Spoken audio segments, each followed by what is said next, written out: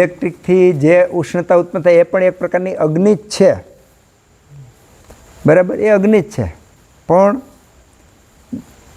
દરેક જેમાંથી ઉત્પન્ન થાય છે ને એનો પોતાનો પ્રભાવ હોય. દાખલા તરીકે આંબલીનું લાકડું બળે તો આંબલીના અંદર રહેલા જે ગુણો છે એ ગુણો અગ્નિ સાથે ભળી અને જે જ્વાળા થાય છે એ ખાલી તાપ નથી, ખાલી ગરમી નથી, એના પોતાના જે પંચમહાભૂત એની અંદર 5 મહાભૂત રહ્યા, પૃથ્વી જળ તેજ વાયુ, આગળ 5 મહાભૂત રહ્યા, ખાટો ખારો તે કોઈ એવો રસ રહ્યો, તો એ રસ જે થાય છે અને જે ઉત્પન્ન થાય છે એની એક વિશિષ્ટ અસર છે. આંકડાની અલગ અસર છે, વાંસની અલગ, દરેકની અલગ અલગ અસર છે. એમ માની લો કે ઇલેક્ટ્રિકથી જે ઉત્પન્ન કરવામાં આવ્યું એમાં પહેલાં તો જીવતું કાંઈ નથી. માની લો આંબલી એક દી જીવતી હતી, લીમડો જીવતો હતો, જીવંત નથી, પહેલી વસ્તુ. બીજી વસ્તુ ખરાબ છે એવું નહીં કહી શકાય, કારણ કે ક્યાં અમુક જગ્યાએ એનો પણ ઉપયોગ હોય છે, ઔષધ તરીકે હોય છે, પણ અત્યારે રૂટીનલી આપણે જે રસોઈ કરીએ છીએ એ રસોઈ માટે એ યોગ્ય નથી. યોગ્ય છે કે નહીં એનું માપ જોવું હોય ને તો એક વ્યક્તિ ચૂલે રસોઈ કરીને આવે, એક ગેસ ઉપર રસોઈ કરીને આવે, એક ઇલેક્ટ્રિક ઉપર રસોઈ કરી આવે, જે ખાનારને ખબર ન હોય. અને જાઓ અને તમને કેટલી સુખની અનુભૂતિ થાય છે, અને પેટમાં ગયા પછી પેટમાં આંતરમાં એના શું રિફ્લેક્સ છે, મન ઉપર શું રિફ્લેક્સ છે એ તમે તપાસ કરો એટલે ખબર પડે કે કઈ રસોઈ ઉત્તમ છે.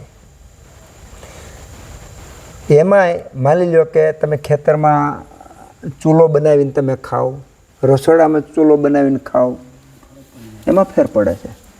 પછી તમે ખાલી આનંદ કરતાં કરતાં રસોઈ બનાવો છો અને બનાવવી પડે એટલે બનાવો છો, એમાં ફેર પડી જાય. આ કોઈ નાનું સૂનું વિજ્ઞાન નથી. મેં ન કીધું અહીંથી જરાક આમ વાત કરીને તો 1000 કિલોમીટર અસર થાય છે, એવી બધી વાતો છે. અગ્નિ ને પિત્ત અલગ અલગ છે, તો કોઈનો પિત્ત વધારે હોય તો અગ્નિ ઓછી હોય એવું બી બની શકે કે? બની શકે. પહેલાં તો અગ્નિ એટલે પંચમહાભૂતમાંનું, બરાબર? એને લઈએ તો પંચમહાભૂતના પણ દોષની જેમ ગુણોનો સમૂહ છે. આ પૃથ્વી છે એમ નહીં કહી શકો, પાણી લોટો બને આ જલ છે એવું નથી, બરાબર? જલની અંદર બીજા પંચમહાભૂત તો છે જ. એટલે જ્યારે એ લેશું ત્યારે એમ આવશે કે આટલા ગુણોનો સમૂહ એટલે જલ, આટલા ગુણો જેમાં હોય એ પૃથ્વી, આટલા ગુણો હોય આકાશના, આટલા ગુણો વાયુ. એમ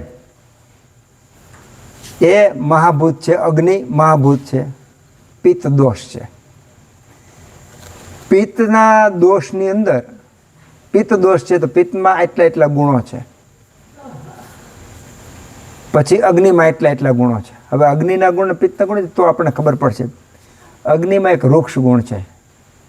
અગ્નિમાં વૃક્ષ તીક્ષ્ણોષ્ણ વિશદ લઘુ વિશ્રમ નહીં,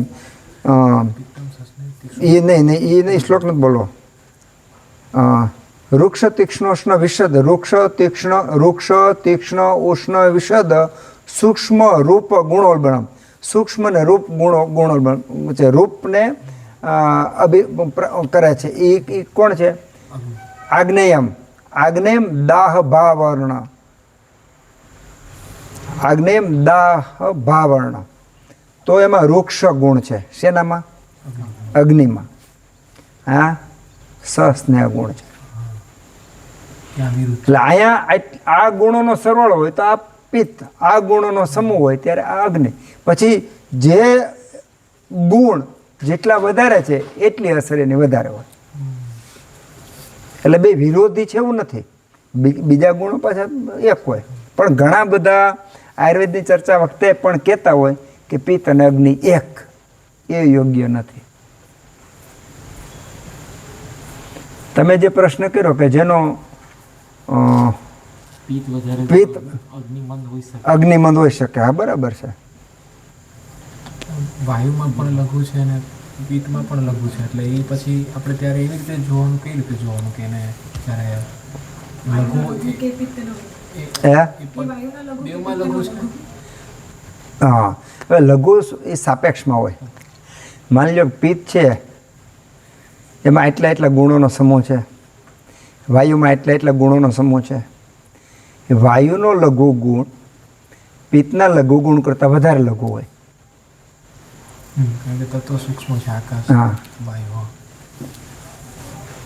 હવે આ તમારે જો આનંદ કરવો હોય ને તો તમે પથારીમાં પડો ને એટલે બીજા વિચારો નહીં કરવાના. આ એક વિચાર લઈ લેવાનો કે આ દોષો ને આ એનો ગુણ, અને એની પર તમે હેલા જાઓ તો હજારો કિલોમીટર જાઓ, બહુ બધું તમને જોવા મળશે ને આનંદ બહુ થાય. અને જે ઊંઘની ક્વોલિટીની વાત જ જુદી.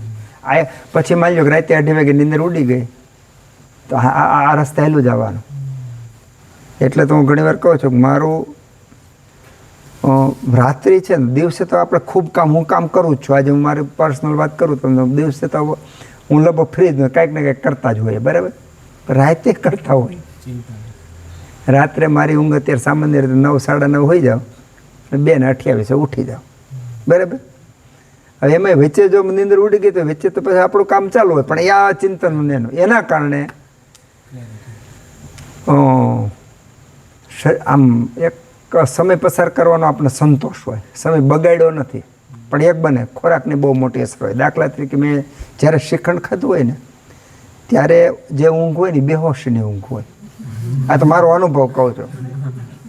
ત્યારે મારે કાંઈ ચિંતન કરવું ને તોય ન મજા આવે. આ તો મારો અનુભવ કહું. એટલે ખોરાકની અસર હોય. અને ઓલું શું થાય, હળવું ખાધું હોય ને તો આપણે રાત્રે ઊંઘ કરી હોય, ઊંઘ થઈ ગઈ હોય, પણ ઊંઘમાંય આપણે કામ કરતા હોય. વિસદ કીધું એટલે વિસદ શબ્દ શેનો? વિષદ એટલે કોરું. પણ એ પાછું જે વૃક્ષ ને એના સાપેક્ષમાં થોડો અલગ છે.